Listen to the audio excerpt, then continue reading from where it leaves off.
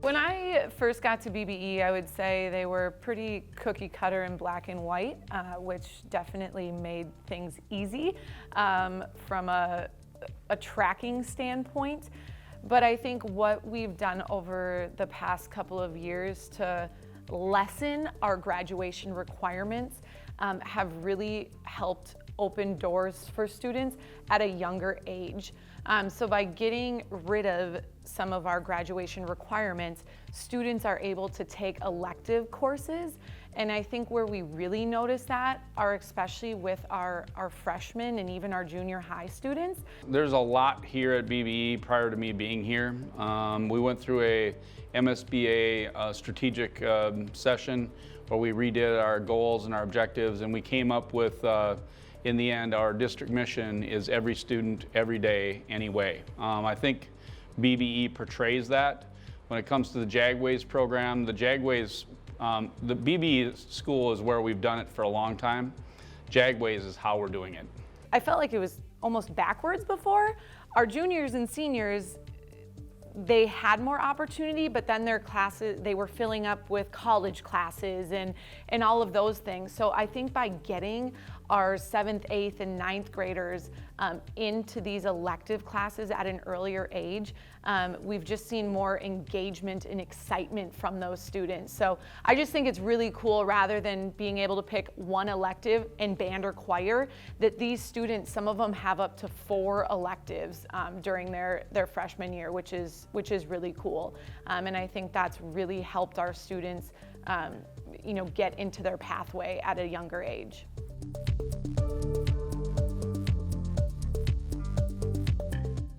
What a capstone is, allowing our students to dig deeper into certain areas. So it's really fun to hear students, as we're just kind of beginning this process, is that I have them look at, what capstones do you think you'd like to get throughout your high school career?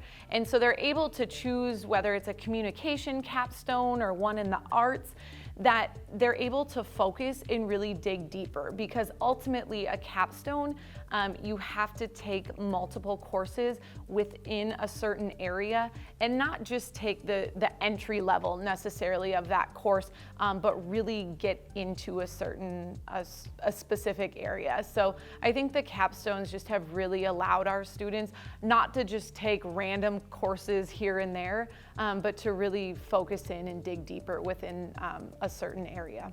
Our teachers have been extremely flexible in doing things. When I talk to people about what we're doing at BBE, they'll ask, do your teachers allow you to do that? And it's like, yes. So we get a lot of latitude because we're flexible. All of these things have resulted in 3 elements. Is that there's a great deal of flexibility for the students.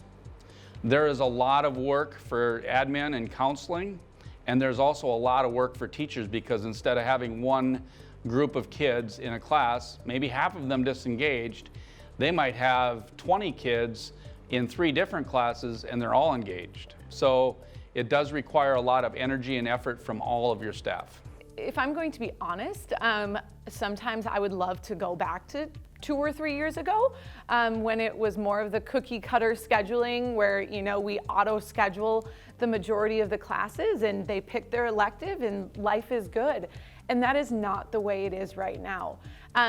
So scheduling is definitely a different process now, but it is such a benefit to our students. I think they're more engaged in the process. I think they're more excited about the process. They have some choice. I've seen families even be more engaged in this process because they're truly thinking about what they're choosing and why they're choosing that, as opposed to just picking one or two choices. I get back to the passion, that Kristina's shown in creating a better high school and having her role in it. It would not happen without her. Quite simply, this is, I would say, most importantly, her achievement.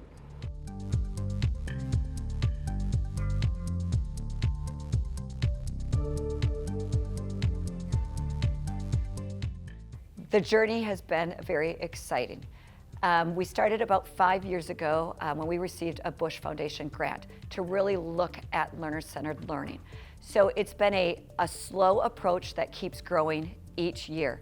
So working with the students, working with the teachers, and working with our stakeholders of our district to really understand what is learner-centered learning and how do we get our learners to be agents of their learning.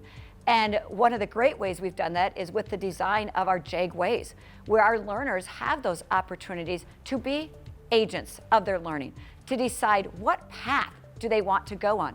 And not that they only have to pick that one path, but they can be exposed to a variety of pathways. We had this personalized learning. We wanted to, to really keep personalized learning because that's what we really believed in. When I got here, I capitalized on the idea.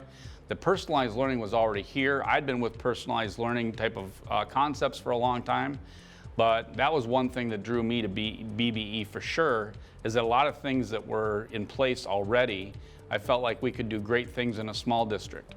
One of the things that I came here with is experience doing this in a larger district, and yet when you look at smaller schools, that's half of the schools in the United States. So I wanted to be able to say, look at that 7-period day and the 2-section school and say, how do we take that on? You will find in the classroom that learners are learning at their own pace. They have many choices to show their proficiency in their learning. And they also have choices of how they learn it and where they learn it and when they learn it. So you will even see, if you would come to our middle school, that in the mornings, learners are able to even schedule and craft their schedule for what is going to be happening for their mornings. I think it's a potent program. You can't just put anything out there, basket weaving and stuff like that. You have to put out great classes, and I think that we're always driven to do things that kids are interested in. You want to give that student the choice, because once a student has a choice, now they have to pick something, and that's pressure on a student too. It's that when you tell them everywhere they got to go, they'll do it just fine, because then I don't have to think. And as soon as you create that gap, it's like I have to fill it with this many choices, a kid gets uncomfortable. That cognitive dissonance actually increases their ability to choose great things for themselves in the future.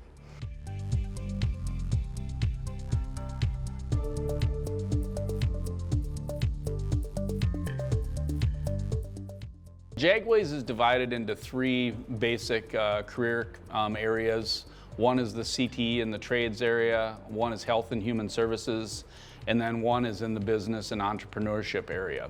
So we really separate our courses by those 3 things, and then we tag our staff and have our students select, even some of those major areas when they start, a freshman, an 8th grader, they're maybe starting with something, but they get more targeted as they go through high school. This school year, we've really seen an influx in some of our elective classes, such as our welding, woodworking, our child development classes, our accounting classes, where in the past years our numbers have been very just low and not tied to anything, where we definitely see kids finding that pathway and searching out those elective classes to match the pathway they're in. Once our community started seeing our emphasis on CTE, almost immediately people were hearing about changes, kids were talking about changes.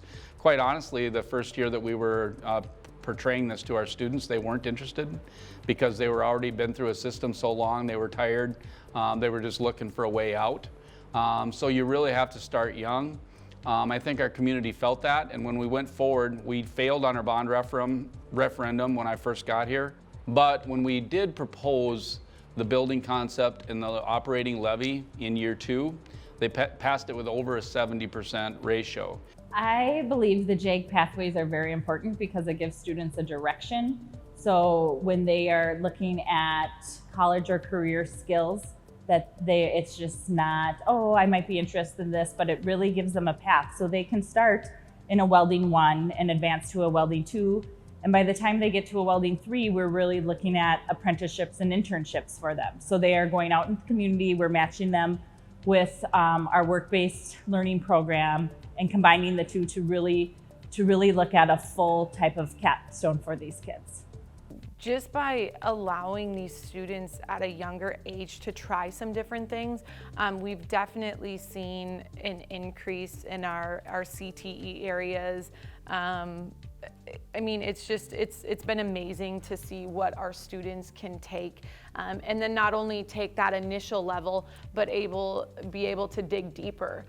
There's definitely times where, you know, even a 10th grade student, okay, just hold back a little bit here, because I mean, they're wanting to get into the level 3 and 4, but such an exciting thing at the same time. So I'm a big believer to get these students into areas where they can try out different things and be excited about it. So I would definitely say there's been an influx in those CTE areas.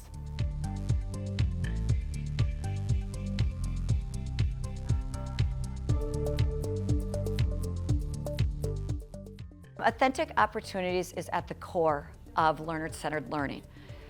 It's very important that we connect our learners with our community experts, global experts, our companies that are in our rural area. So we've had great opportunities to collaborate with business owners for our learners to experience authentic learning opportunities that go beyond the classroom walls here at BBE. These students can basically do everything except drive a forklift and run a crane. They can learn to run machine tools. Yes. They can learn to do other things depending on what their interests are. And, you know, we think of as manufacturing where it's like making stuff or whatever. But the reality of these jobs can go into, so you want to be an accountant.